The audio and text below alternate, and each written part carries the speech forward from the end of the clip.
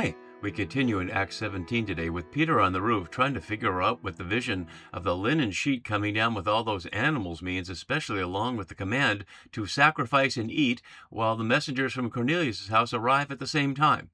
So we'll pick it up here in verse 17, as you can see on the left side of the screen. On the right side of the screen, we see the chiastic shape of this whole unit that began in Caesarea and Joppa and ends with Caesarea and Joppa and repeats the underlined black part here about the instructions to go to the house of Simon the tanner. And now we're in this section here where Peter's had his vision, and now he's trying to figure it out while this scene continues to unfold. And if you haven't watched these videos in this unit, I encourage you to watch them where I go over these interpretive issues that we'll look at in just a minute, the ones relevant to our time today. But I want to highlight also again how this chiasm is colored in a different way, not the usual color coding for each Greek word translated in English, but thematically. And one of the key words today is the word translated as gave them lodging as strangers. That's one word in Greek, but we see it several times in our scene. The angel told Cornelius he's lodging a stranger with Simon, and today we'll see that same question about that again, but he will give them lodging as strangers. These three Romans in the house of Simon the tanner in Joppa, a city known for resistance to empire, both the Seleucid Empire that preceded Rome and now Rome itself. So a lot going on in that scene, and that word there is key to it. And we'll look more at that as we go. Looking at the atlas, if you're not familiar with the scene, it's starting in Joppa here, but the messengers are coming from Caesarea. And as one commentator notes about this scene, one Roman soldier and two other Roman slaves coming to Joppa to fetch Simon Peter without really saying exactly what they want. And as we'll see, the language which they offer in verse 22, which is not the same as the language of the angel itself, sounds like he's perhaps going to face Roman charges of some kind, is like three white police officers going down to the south side of Chicago and knocking on the door of a black person saying, "Come with us to the home of a police captain on the north side and answer his questions." It could be a very scary situation for Simon Peter, and yet he doesn't seem scared by it at all, and we might wonder why that is. Let's go back to our interpretive issues so we can see where we are in our scene here. So, number 9 we saved for this time. Cornelius' experience reported as we saw in 10:1-8, but we'll see it's partially repeated by the messengers in 10:22. So we'll look at that again. We looked at number 10 last time and number 11 last time and 12, and I'll bring that up again in just a moment. And now we're going to look at number 13, the question of sending and why that matters. On the issue of whether we find scripture passages that show animals as people or nations, as Peter is greatly puzzled as we see. Let's look at that briefly so we can see what are some of the scriptural contexts out of which Peter might understand this vision. I won't go over this again now. I went over it in detail in the last video. It's posted at radicalbible.net like all these PDFs are. But you see the whole range of possibilities, whether we see it around the collection of animals and the desire to save animals, or in 1 Enoch where animals explicitly, or not explicitly, implicitly represent people and nations. The connection with Leviticus and four-footed creatures, but as I noted last time, it's not a tight connection there. But a much tighter connection with 1 Maccabees around the use of the word koinu for common. And we'll see today there's another phrase in verse 22 that also is not unique, but very, very much points back to Maccabees. And I really want to highlight that element because scholars note the verbal connection, but they don't often connect the fact that Peter's in Joppa, and we're getting Maccabees passages about how to resist empire, and there was don't eat common food, and Peter's now being told don't call something common that God has called clean. And that's what he's in the middle of trying to figure out. So let's put our key words back up and we'll jump right in. So this doesn't have to be translated greatly puzzled. Diaporai here, an exclusively Lucan word, but we saw in Luke it was Herod who was puzzled. We saw in Acts 2 the Pentecost crowd was puzzled, and we saw in 5:24 Peter's angelic release from jail were translated as perplexed. As Shacer notes, Peter's reaction to his vision parallels the responses of those who are blind to divine activity in Luke Acts. And Keener adds, and this is also interesting in relation to various words here, Luke rhetorically emphasizes the pivotal character of the event by a series of words in their intensive forms, greatly puzzled, diaporeo, asking, diarotao, thinking, dienthumio, and hesitation, diacrinomai, all bearing the same intensive prefix dia, or across, as it sometimes is, as in diameter, quoting Beverly Gaventa there. So this is highlighting the point that I've been making since the beginning of this unit, that part of what Luke's trying to show is Peter is not ready. Peter does not get what's going on.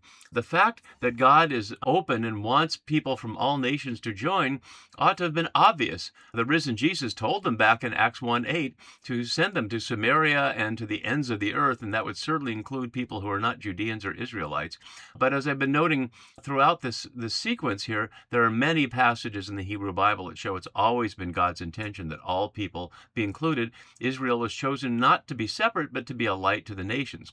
But by the time of the first century, many people had given up on that role and only seen that Israel would be saved, and perhaps only saved by a faithful remnant, as the Pharisees sometimes saw themselves as those whose more strict following of not only the law but their own traditions would please God and generate the Messiah who would save them as a king like David, and not as a suffering servant like Jesus. That's a little bit about what's going on in the understanding of the context here. So while Peter is greatly puzzled about what to make of the vision he had seen, suddenly, literally, Edu, behold, the men sent by Cornelius. And it's much more dramatic than New RSV. It just sounds like a sentence here. The men sent by Cornelius appeared. But as I have up here to make it more clear, behold, the men sent by Cornelius, which provides much more of the sense of the drama of what's being written here. So suddenly they're there. He's on the roof considering this. He knows nothing about them coming, of course. That's only going to be revealed when he comes down. Suddenly they're there. Would he recognize one as a Roman soldier? We don't know if he's wearing a uniform, but it would make sense that he would, since he's a representative of the centurion, and that would indicate his authority. But we don't know that for sure. It's not stated in the text. So they were asking for Simon's house and were standing by the gate. And notice an interesting element of this, that Simon the tanner has been mentioned twice, and now people are asking at that house, and they ask again in verse 18, but we don't know who they're talking to, and nobody responds. Simon the tanner never speaks, acts, or is present in the story he's simply referred to. It's as if the house was empty and he'd rented it out or loaned it out to Simon Peter, but we know nothing about it, nor who these people are. Presumably, there are people downstairs because they're making lunch. Peter's vision takes place while the smells of lunch being cooked down below are wafting up to the roof. So somebody's down there, and whether it's the cooks or Simon or his family, we know nothing about that. So the word for asking here is one of those words I was just noting from Keener, only here in the New Testament, and it literally means to seek information by inquiry, as does ask here. So these are like interrogation words. They're not just asking if somebody's there. They're trying to gain information because they've been delegated by a Roman centurion to accomplish the task here. So they're standing by the gate, which is to say they're outside the realm, in this liminal space out on the street before they enter into the immediate territory. As Witherington notes, this Colonna here, a gatehouse, suggests that Simon the tanner is doing okay as a tanner, that he can afford to have a gate by his house. And so the narrator emphasizes it again. They're asking for Simon's house and standing by the gate. So presumably now they found the house, and now they're calling to ask whether Simon, who is called Peter, was staying there, using a characteristically Lucan phrase, as we can see here, upanthananto here, a characteristically Lucan in Luke Acts, as you can see, and only 3 other times in the New Testament. It's a similar meaning to diarotao that we saw here, an intensive form of asking, seeking information. And it's only in this section that Simon is called Peter in terms of a question. And that's only because there's another Simon there. So, and this is where we see our key word, zenizeta, to give lodging as a foreigner. Zenai, as we know in a modern English word, xenophobic, a fear of foreigners. And I really want to highlight that because to the extent that this is understood about Jews and Gentiles, as I've been noting throughout, Gentiles is never appropriate in the New Testament, but it's especially not appropriate here for reasons that, not that one, for reasons we can see here. Because this is referring to foreigners. When we get down to verse 22, we'll hear the strange phrase, the whole Jewish nation. But a little further down, down here, and we won't get to it today, but I just want to draw attention to that here. When Peter makes his description here, he makes a statement, it's unlawful for a Jew or Judean to associate or to visit with a Gentile. But the word for Gentile there is not ethnu, which is a traditional word for Gentile, but allophilos, which literally means foreigner. So even the No RSV is not consistent with how it translates various words as Gentile. So let's just put Gentiles completely out of the way, because there are several different issues here. As I was just noting, Simon Peter will refer to the question as foreigners, as allophilos, which literally means another tribe, but it's mostly the word in the Septuagint that translates Philistines, a very particular people, but associated with a generic term for foreigners. The Greek word for ethnos, which is the much more common word translated Gentile, is what's being used in verse 22 to refer to the strange thing, the Judean nation, which we'll look at more closely. So there's not a one-to-one correspondence between Greek words or Hebrew words that are translated as Gentile. Let's just keep Gentiles out of the story because they're not in the story at all. So they're asking out, and now they understand that Peter is being given hospitality here as a foreigner. Is he foreign to Simon the Tanner? We don't know anything about Simon the Tanner, but that's certainly an Israelite name from one of the sons of Jacob, Shimeon. So it's unlikely that he's anything else, and it's unlikely he would be staying with a foreigner in the first place, and yet that's the word that's being used there.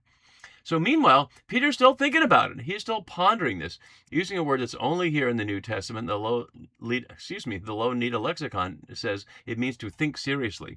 So just as they're questioning to get information, he's trying to figure out what's going on. But unlike the eunuch that Philip met in the chariot with the prophecy of Isaiah, he has no one to help him. Maybe Philip could show up and help him understand what's going on. So as my note below has, note the movement from Peter's search for meaning to the Spirit's command for action. Despite this, Peter has thought about the vision and interpreted its food images as referring to human interaction without the command to kill. And so, interesting, what the Spirit says is not what this means, but look, there are 3 men searching for you, get up and go. So just as the angel didn't tell Cornelius what the purpose of the meeting was, the Spirit here doesn't tell Peter what the purpose of the meaning of the vision is, but just pushes him along on the journey. Because one of the whole points of the scene here, it's in the encounter that they both, Cornelius and his men, and Peter, discover what God's about. That giving them words about it, or laws about it, or whatever you might do, just talking, isn't the issue. This issue is sitting down at the table in the house and doing it, which is one of the key elements of sent and house that we've seen as key words throughout. So we see here again, behold, 3 men are searching for you. And the emphasis on 3, as I was noting before, 3 and 4 a couple of times in here, for no particular reason, but perhaps it echoes Genesis 18:2, when the 3 men who visited Abraham were understood either as men or as angels. And there they weren't calling Abraham to go anywhere. They were promising that the next year Sarah would have a child, and then they went down to Sodom and faced that whole situation. So it's not really a parallel situation. They weren't searching, but it's a rare occasion of 3 messengers being sent at the same time. As my note continues below, the question of staying on message as the message goes from God to the angel to Cornelius to the 3 men to Peter to Luke to the readers. So all the stages of transmission of the message before we get to what we're hearing right now. Searching is a misleading translation here because looking for and searching are the same word zeteo, which means to seek. So seeking and finding is a common theme in Luke. And here they are searching for you. And so the Spirit says to him, get up, go down, and go. 3 verbs for movement in a row, and so many verbs for movement throughout this, as I note in all the red here. So we see how much movement there is here.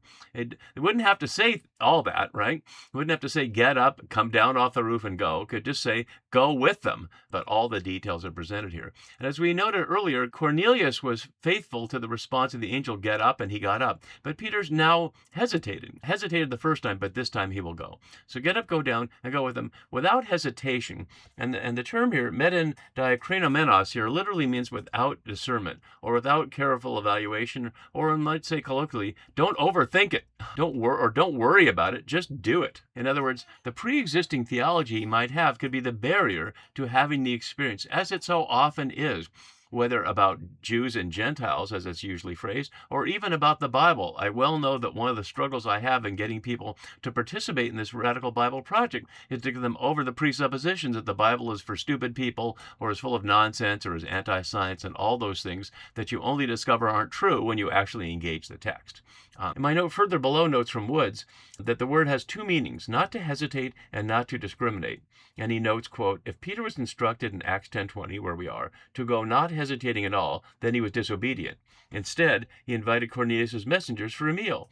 The temporal sense of hesitating, i.e. delaying, is clearly not intended here, because it's certainly not suggesting that Peter is doing the wrong thing. It seems to be the middle of the day, and they wouldn't be leaving then, and it would be rude to have these messengers come from Caesarea to Joppa and not offer them a meal before they turn around and go back. So he's providing just basic hospitality, and he doesn't worry about it too much. He doesn't ask any questions about that at all. As my note below, as Peter questions the messengers rather than simply trusting the voice of the Spirit. He pursues their thing rather than saying, the Spirit told me to go with you, so let's go, or stay for the night and then we'll go. He questions them instead. As Wilson notes, perhaps because most participants in Western biblical scholarship seldom experience direct and unsolicited encounters with law enforcement, the anxious tone of this scene is most often missed. And it's Wilson who gave the image that I opened this video with about the white police officers going to the south side of Chicago and knocking on the door of a black person saying, "Come with us." So Peter went down to the men and said, "I am the one you were seeking." Much like Jesus is the one he was seeking in John's gospel when the Roman soldiers come to arrest him. But is Peter imagining it's a similar situation? He was there, after all, when the soldiers came to arrest Jesus, and he 3 times denied that he even knew Jesus. But he's a different Peter now in the aftermath of Pentecost and the resurrection. But he doesn't seem to hesitate to be going with them. But he does ask this: what is the reason for your coming? Or as I translate it more literally on the right side, following a note here that unfortunately I've lost the source of this, suggesting, what is the charge, ha'atia, on account of which you have come? So in other words, instead of a generic reason, it does have the sense, especially in light of the words for ask, which we're hearing. They're the narrator's words, not the speaker's words. But Peter does hear this, and it sounds like the equivalent of the white police officers, in this case the Roman soldier and 2 Roman slaves, are suggesting, or he at least believes they're suggesting, that they wouldn't be at this door, they wouldn't have come to Joppa unless there was some charge against him. And here's the surprising response. And let's look at my note, and then we'll look at the comparison. Witherup compares this to the earlier account, which I can put up here and we can see. He says, although Cornelius is named and described in more general terms as a centurion who is upright and a God-fearer, no mention is made of his prayer practices or his almsgiving. Instead, he is described as, quote, one who is well spoken of by the whole Jewish nation, a phrase parenthetical we'll get back to in a minute. The angelic messenger who was earlier designated an angel of God is termed simply a holy angel, and the content of the vision is reduced to the request of Peter to come to Cornelius' house to hear what you have to say. And that's what you can see on the right side here in the second column over, where the part in bold is the part that's repeated, and all the part that's not bold is new. The green part that they add is then repeated again in the third telling here. But we did not hear that from the narrator or from the angel. So we did not know that the expectation is that Peter should say something. And are they just making that up? Did Cornelius tell it to him? I noted when we got to the sending scene, the narrator simply said Cornelius told them everything, but we didn't hear what he actually told them. So we don't know if he told them this or they're adding that to our situation. Now let's look a little more closely at the details of verse 22. So Cornelius is a centurion, not a member of the Italian cohort, but here upright, dikaios, or it could be as just, which puts him in good Lucan company with Zechariah and Elizabeth and Simeon in the first chapters of Luke, but also the 99 righteous who are in contrast with the one who's not righteous, who's being sought when they're lost, a centurion about Jesus at the cross, and Joseph of Arimathea. So that certainly puts him in good territory. And yet again, he's a Roman centurion, but he's everything that God is looking for, and therefore everything that Peter should be looking for as well. And then we hear this, which makes him very similar to the centurion at Luke 7:5, which we have already looked at the comparison, sounding like a patronage relationship, that he's become a patron, but exaggerated here, to the whole Jewish nation from Caesarea. Let's look more closely at the phrase here, because there's certainly other ways to translate this. The term here, allu to ethnu ton Judaion, the nation of the Judeans here. But the other uses of ethnos and Judai together in Acts, let's look at those so we can see the contrast. In 14:5, we see the translation puts it, an attempt was made by both Gentiles and Jews, so it's put together that way there. And in 21:21, the Jews living among the Gentiles. But here it's referring to one particular group. And so that's why it's important to recognize that ethnos, as I was noting, sometimes refers to us, translating goyim, which sometimes refers to us. So these are not exclusive terms, whether in the Hebrew Bible or in the Septuagint, for the other. Sometimes the Judaioi can be referred to as an ethnos, as it is here.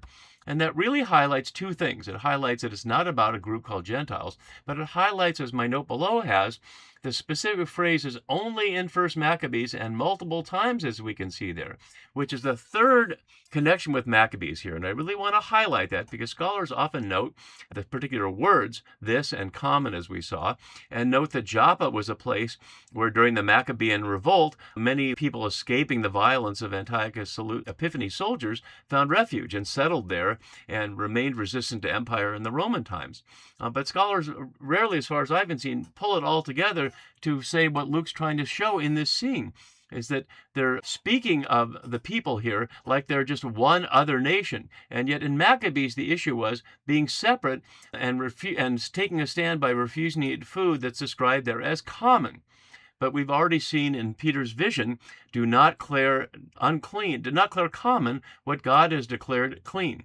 So the Maccabees' path of violent resistance to empire, as expressed by taking a stand against food and being willing to suffer violence and inflict violence rather than eat the food that separates them symbolically from the others, is completely vitiated here. All of it.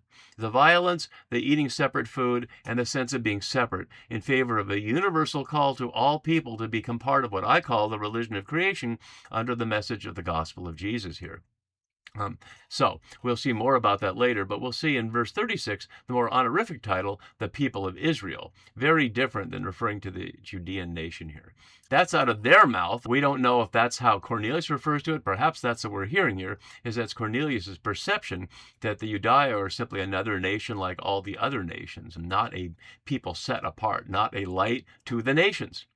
Directed by a holy angel, literally given a message, and this, as I was noting, putting that extra word in there, implying that there is some other one, some other kind of angel, except to note that the word angel, angelos, in Greek simply means messenger. So they wouldn't necessarily hear, when they hear angelos, what we think of as an angel, but a messenger. And so in that case, they need to note that it's a holy messenger, which would say a divinely sent messenger, not just an ordinary human being. To send for you, as we see, metape here, an exclusive Lucan word. And my note below from Wilson is the one I referred to about the police officers, to come to his house, added by the messengers, and to hear what you have to say. And to come to his house is very explicitly to go to the house of a Roman centurion and stay there. And what could Peter be thinking about how that would appear, apart from whether it's lawful or not, which we'll get to next time? It's not unlawful, by the way. Peter is simply wrong about that, as we'll see. But what would be the perception in Caesarea or otherwise to hear that Peter went to the house of a Roman centurion and received lodging there?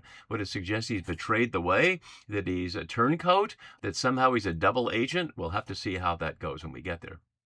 And so our immediate scene ends with Peter invited them in, using also a unique word, eiskalasomanos here, only here in the Bible, but highlighting into. He invited them into the house. He didn't just call them, he's letting them cross the liminal space of the threshold of the house and giving them lodging as foreigners.